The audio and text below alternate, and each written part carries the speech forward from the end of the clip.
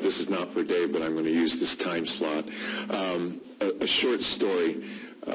Some people are aware that over the last couple of years, an error, undoubtedly in good faith, was made by the Redevelopment Commission, and funds that they were not, strictly speaking, entitled to were utilized by them. And I'm referring to the tax increment that should have accrued to the benefit of improvements at the Legacy were instead used for purportedly lawful purposes by the CRC. Not a question. But back when this first started, I had asked for information to determine, because I was president at that point in time, determine how an error of this magnitude could be made. And there was a lot of back and forth. But the bottom line is that the president of the Redevelopment Commission, Mr. Hammer, emailed me that Mr. Haas and Mr.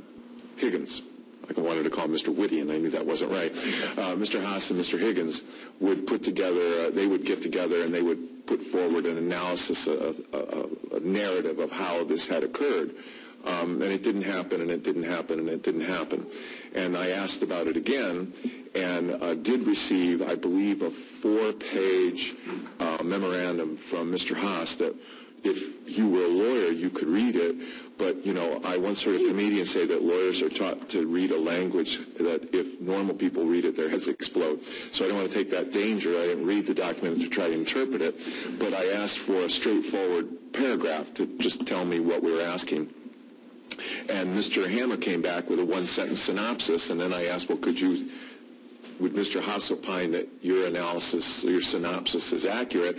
And then the next email I got was, based on a meeting that you all had, the mayor had instructed that all inquiries for information on the CRC were to go through the acting executive director. So now I turn to the most capable and long-suffering acting director, executive director of the CRC, and make my request that could you please ask Mr. Higgins and Mr. Haas two things. Would Mr. Haas agree with the synopsis that Mr. Hammer made of his memorandum? And secondly, could we get to the heart of an opinion between the attorney and the CPA for how we had a $1.2 million error with tax increment? Thank you very much, sir.